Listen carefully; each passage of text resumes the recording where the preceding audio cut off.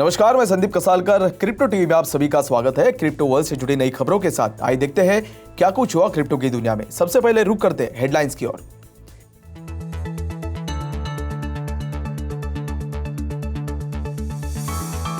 ECB hikes rate के बाद crypto currency में दिखी गिरावट।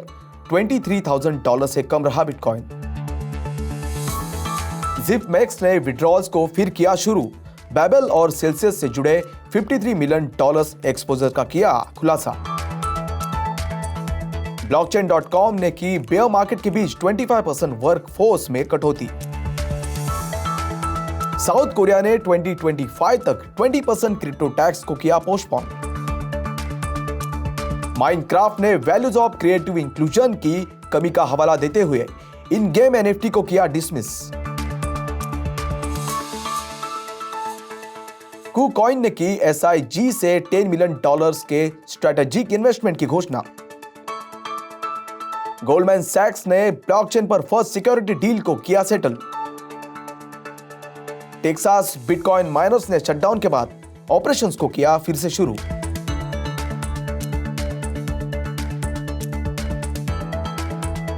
अब देखते हैं खबरें विस्तार से।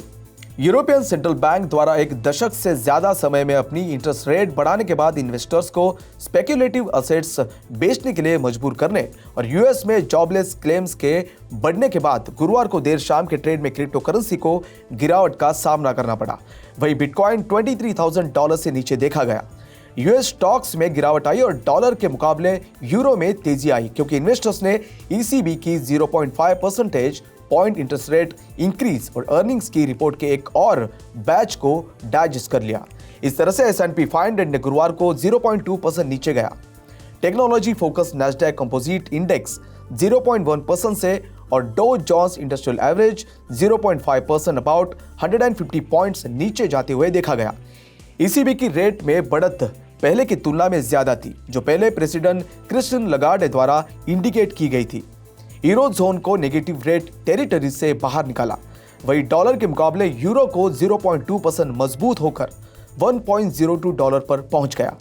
इन सब के बीच बिटकॉइन ने पिछले 24 घंटों में 5% नीचे जाते हुए अराउंड $22,700 पर ट्रेड किया, जबकि ETH ने उसी समय के दौरान नियरली 7% नीचे जाते हुए अराउंड $1,500 पर ट्रेड किया। हालांकि crypto currency market capitalization $1 trillion से ऊपर बना रहा। जिपमैक्स साउथ ईस्ट एशिया में बेस्ड एक क्रिप्टो करेंसी एक्सचेंज ने वोलेटाइल मार्केट कंडीशंस के कारण ग्राहकों की विड्रॉल्स को रोकने के 24 घंटों से भी कम समय में फुल ऑपरेशंस को फिर से शुरू करने की योजना की घोषणा की और इस तरह से जिपमैक्स में विड्रॉल्स फिर से शुरू हो गई है। जिपमैक्स ने आज एक ट्वीट में घोषणा की है कि उसके ट्रेड वॉलेट में डिपॉजिट्स और विड्रॉल्स अब यूजर्स के लिए अवेलेबल है। दूसरी ओर जिपअप अकाउंट्स अगली सूचना तक डिसेबल रहेंगे। एक्सचेंज ने कहा कि ट्रेडिंग जल्द ही फिर से शुरू होगी। Thai securities and exchange commission SEC website पर एक ऑफिशियल प्रेस रिलीज में रेगुलेटर ने मांग की है कि जिपमैक्स कस्टडी में कस्टमर एसेट्स के वैल्यू का खुलासा करेंगे। इसके साथ ही वॉचडॉग ये भी जानना चाहता है कि क्या जिपमैक्स का trouble crypto lending platforms Babel finance और सेल्सियस से संबंध है। जिपमैक्स ने घोषणा की कि वो विड्रॉल्स को फिर से शुरू करेगा और ये खुलासा किया कि problematic crypto lending platforms Babel finance and Celsius network में रिस्पेक्टिवली $48 मिलियन और $5 मिलियन का एक्सपोजर है। एक ऑफिशियल स्टेटमेंट में एक्सचेंज ने कहा कि ये सिचुएशन इफेक्टिवली रिजॉल्व करने के लिए बेबल और सेल्सियस नेटवर्क के साथ बातचीत कर रहा है। 21 जुलाई को क्रिप्टो करेंसी एक्सचेंज ब्लॉकचेन.com ने अनाउंस किया है कि वो अपने वर्कफोर्स के 25% यानी 150 लोगों को निकाल रहा है। कंपनी ने हार्श बियर मार्केट कंडीशंस और फाइनेंशियल लॉसेस को एब्सॉर्ब करने को जरूरी बताया। ब्लॉकचेन.com एक्सचेंज ने हाल ही में खुलासा किया कि वो trouble hedge fund firm 3 arrows capital 3AC को उधार देने से $270 मिलियन का नुकसान सह रहा है। ब्लॉकचेन.com ने कहा कि वो अपने अर्जेंटीना बेस ऑफिसेस को बंद कर देगा और कई देशों में टीम एक्सपांशन प्लान्स को कैंसिल कर देगा। इस तरह से प्रभावित एम्प्लॉयज में से कुछ 44% अर्जेंटीना में, 26% यूएस में, 16% यूके में और बाकी दुनिया भर से है। कंपनी के अनुसार प्रभावित एम्प्लॉयज को थर्ड पार्टी के जरिए जॉब रिप्लेसमेंट असिस्टेंस मिलेगी और हर देश के आधार पर 4 हफ्ते से 12 हफ्तों तक सेवरेंस बेनिफिट्स हासिल होंगे। सरकार द्वारा 21 जुलाई को पब्लिक किए गए 2022 टैक्स रिफॉर्म प्रपोजल के अनुसार साउथ कोरिया अब क्रिप्टो करेंसी रेवेन्यूज पर प्लान टैक्सेस को लागू करने से पहले और 2 साल तक इंतजार करेगा। कंट्री के लेजिस्लेटर्स द्वारा दिसंबर में 2023 तक वर्चुअल एसेट्स पर टैक्स लगाने के इनिशियल प्लान्स में डीले के बाद यह अनाउंसमेंट हुई है। टैक्स रिफॉर्म प्लान 2025 तक वर्चुअल एसेट रेवेन्यू के इनकम के साथ साथ वर्चुअल एसेट्स की सेल या लेंडिंग से होने वाली इनकम में डीले करती है।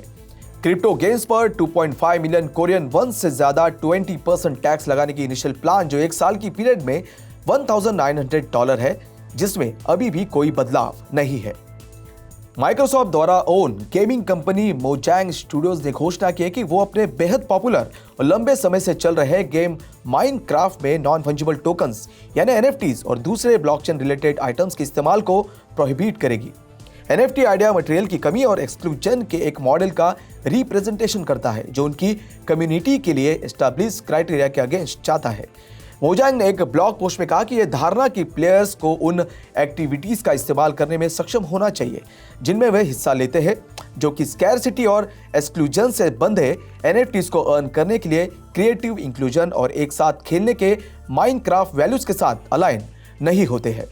लास्टली, बिजनेस ने माइनक्राफ्ट के गेमर्स को थर्ड पार्टीज द्वारा बनाए गए एनएफटी के बारे में चेतावनी दी, ये मेंशन करते हुए कि गेमर्स अपने इन्वेस्टमेंट्स को खोने का रिस्क उठाते हैं अगर वे थर्ड पार्टी एनएफटीज का इस्तेमाल करते हैं, क्योंकि वे बहुत ट्रस्टवर्दी नहीं है। क्रिप्टो एक्सचेंज KuCoin ने गुरुवार को कहा कि उसने यूएस बिलियनियर जेफ यास द्वारा स्थापित वॉल स्ट्रीट की सबसे बड़ी ट्रेडिंग फर्म्स में से एक सिस्कहाना इंटरनेशनल ग्रुप यानी SIG से $10 मिलियन सिक्योर किए हैं। KuCoin और SIG भी इंक्यूबेशन, इन्वेस्टमेंट और कंसल्टिंग के जरिए क्रिप्टो स्टार्टअप्स के लिए इंक्यूबेशन और इकोसिस्टम के निर्माण में सहयोग करेंगे, विशेष रूप से KCC चेन पर बिल्ड प्रोजेक्ट्स। KuCoin द्वारा ब्लॉकचेन नेटवर्क है। KuCoin इस फंड का इस्तेमाल प्लेटफॉर्म इंफ्रास्ट्रक्चर को अपग्रेड करने और प्रोडक्ट लाइनअप को इनरिच बनाने के लिए अगले बुल रन के खातिर प्रिपेयर करेगा। इस तरह से कैपिटल 21 जुलाई तक 300 से ज्यादा जॉब ओपनिंग्स के साथ KuCoin के ग्लोबल एक्सपांशन और हायरिंग प्लान को भी सपोर्ट करेगा। ये कदम मई 2022 में प्री सीरीज बी के जरिए $10 बिलियन के टोटल वैल्यूएशन पर जंप क्रिप्टो के लीड में $150 मिलियन के वेंचर फंडिंग राउंड को फॉलो करता है। इन्वेस्टमेंट बैंकिंग जायंट गोल्डमैन सैक्स ने टोकनाइजेशन प्लेटफॉर्म HQLAX के साथ पार्टनरशिप में ब्लॉकचेन पर एजेंसी सिक्योरिटीज लेंडिंग ट्रांजैक्शन के एग्जीक्यूशन की अनाउंसमेंट की है। HQLAX के स्टेटमेंट के अनुसार ट्रांजैक्शन में 35 डे टर्म के ट्रांजैक्शंस की एक कंबाइंड सीरीज शामिल है जिसमें hundreds of millions of dollars की अनस्पेसिफाइड अमाउंट इन्वॉल्व है।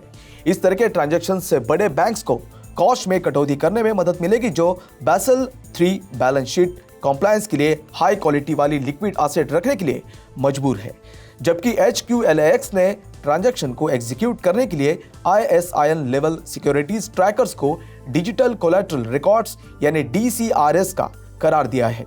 यह फैसिलिटी BNY मेलन से रिसीव्ड लोन सिक्योरिटीज से थी, जिसके बदले में लिक्विडिटी प्रोवाइडर गोल्डमैन सैक्स ट्रेडों की एक डिजिटल कॉपी सौंपता है। तो आज के लिए बस इतना ही। क्रिप्टो वर्ल्ड से जुड़ी नई खबरों के साथ बने रहिए क्रिप्टो टीवी के साथ। तब तक के लिए मैं संदीप कसालकर आपसे विदा लेता हूं। नमस्कार।